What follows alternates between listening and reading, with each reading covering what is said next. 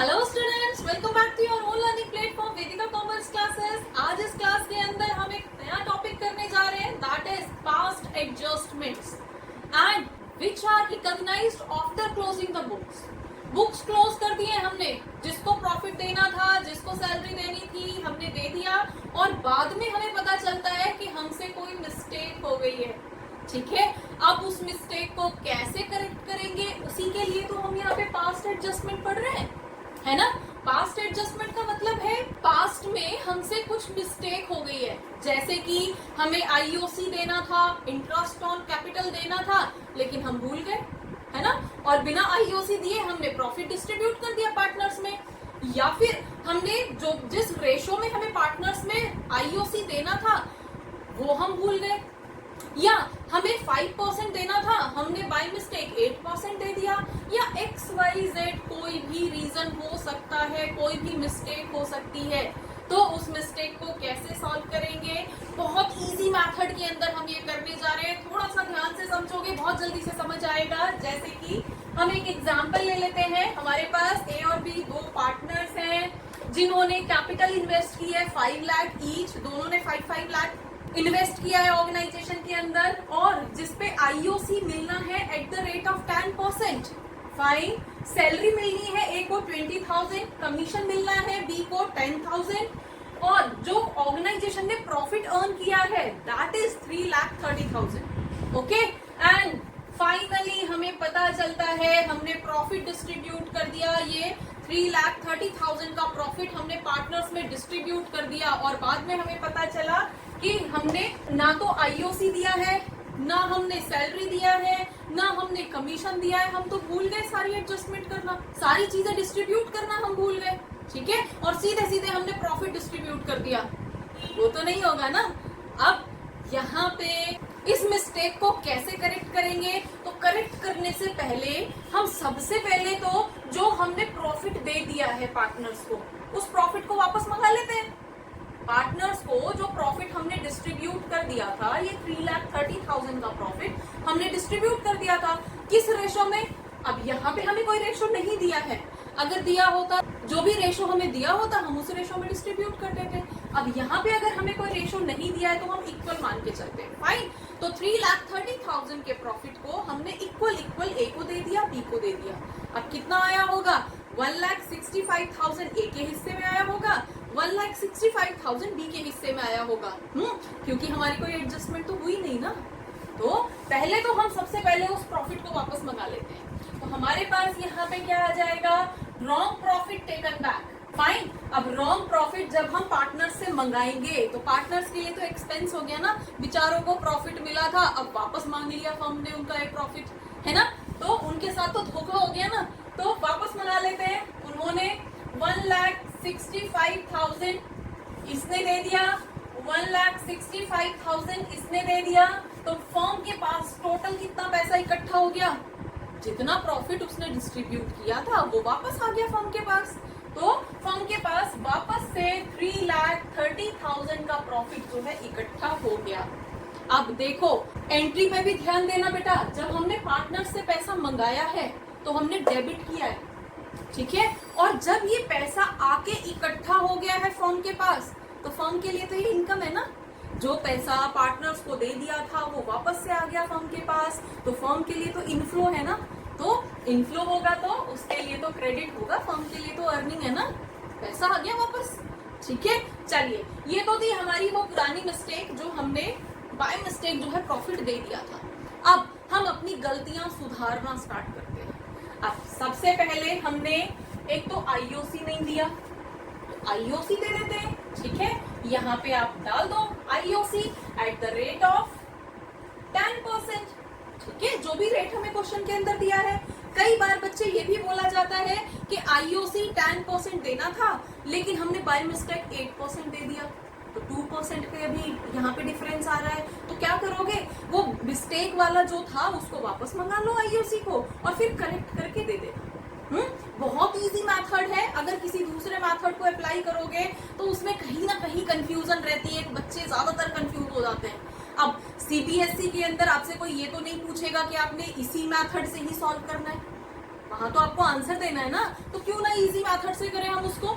ठीक है, तो हम आईओसी 10% से दे देते हैं, और आईओसी कितना देना है, 5 लाख कैपिटल थी, तो अब ये पार्टनर्स को देना है 50,000 देना है। तो पार्टनर्स के लिए इनकम है ना, दोनों पार्टनर्स के लिए, दोनों ने 50,000 इन्वेस्ट किया था, तो दोनों को 50,000 का अमाउंट जो है आईओसी के फॉर्म में मिल जाएगा।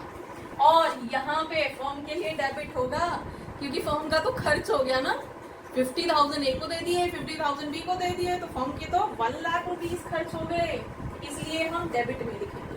ठीक है, नेक्स्ट अब सैलरी मिली थी ए को, तो यहाँ पे हम हेडिंग डाल देते हैं सैलरी टू ए। अब ए को सैलरी मिली थी 20,000, अगेन ए के लिए तो इनकम ही है ना, और किसी को बी को कोई सैलरी नहीं मिलनी, छोड़ देंगे, तो फर्म के कितने पैसे खर्च हो गए, डेबिट में कितना लिखोगे, 20,000 खर्च हो गए सैलरी के नाम पे। नेक्स्ट कमीशन डाल देते हैं, तो कमीशन किसको मिलना है, ओनली बी को, तो ए को कुछ नहीं मिलेगा। ठीक है, बी को कितना कमीशन दिया जाएगा, 10,000 रुपीज का कमीशन दिया जाएगा। अगेन फर्म के 10,000 रुपीज और खर्च हो गए, तो जो फर्म का पैसा खर्च होता जा रहा है उसको हम यहाँ पे लिखते जाएंगे। डन। अब हमारी जो मिस्टेक्स थी ऑलमोस्ट वो कंप्लीट हो गई हैं, वो करेक्ट हो गई हैं, तो अब हम इसको फिर से बैलेंस कर देंगे। ठीक है, अब सबसे पहले हम फर्म का टोटल करेंगे। फर्म का टोटल कितना आ रहा है, 3,30,000 था, उसमें से हमारे 1,30,000 खर्च हो गए, तो कितना पैसा बचेगा, 2 लाख रुपीस बचेगा ना। तो 3,30,000 में से 2 लाख रुपीस हैं जो अभी बचे हुए हैं। फर्म के पास 2 लाख रुपीस बचे हुए, तो फर्म उनका क्या करेगी, फर्म अपने पास थोड़ी रखेगी, क्या करेगी फर्म इस पैसे को अब पार्टनर्स में प्रॉफिट के नाम पे डिस्ट्रीब्यूट कर देगी। अब फर्म है या पार्टनर्स है, दोनों अलग अलग थोड़ी है, सिर्फ रिकॉर्ड के लिए ही तो अलग होते हैं, पैसा तो सारा पार्टनर्स का ही होता है ना। ठीक है, तो अब ये 2 लाख रुपीस जो है पार्टनर्स को उनके रेशो में प्रॉफिट के नाम पे दे दिए जाएंगे। ठीक है, तो हमारे पास यहाँ पे क्या हो जाएगा, प्रॉफिट। और अब ये प्रॉफिट कौन सा है, करेक्ट वाला है। पहले जो प्रॉफिट था वो इनकरेक्ट था, हमने बाय मिस्टेक 1,65,000 दे दिए थे, जो कि गलत था। ठीक है, अब कितना कितना प्रॉफिट आएगा दोनों में।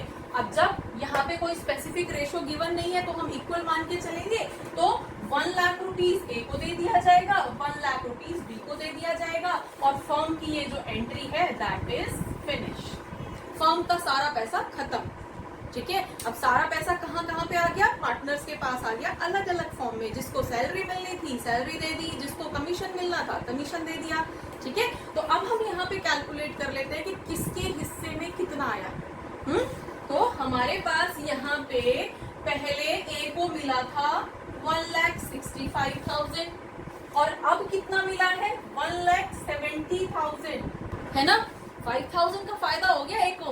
ठीक है, दूसरी तरफ अब बी का देख लेते हैं।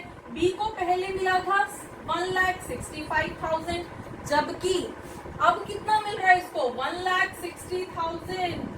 इसको तो बेचारे को लॉस हो गया 5,000 का, चीजें करेक्ट होने से इसको लॉस हो गया 5,000 का। ठीक है, तो अब इसकी हम जर्नल एंट्री कैसे करते हैं। बेसिकली ये जो क्वेश्चन आता है ये आपसे इतना बड़ा करने के लिए नहीं बोला जाता, सिर्फ एक जर्नल एंट्री पूछी जाती है, लेकिन वो जर्नल एंट्री आप तभी बना पाते हो जब आप यहाँ से कैलकुलेट कर लेते हो कि चीजें करेक्ट होने की वजह से किसको फायदा हुआ किसको नुकसान हुआ, है ना। अब जैसे हम अगर यहाँ पे देखें तो इस बेचारे को नुकसान हो गया, बी को पहले 1,65,000 मिल रहे थे इसको, और अब यहाँ पे 1,60,000 मिल रहे हैं। ठीक है, तो आपको नोट करना है कि किस तरफ वैल्यू ज्यादा है।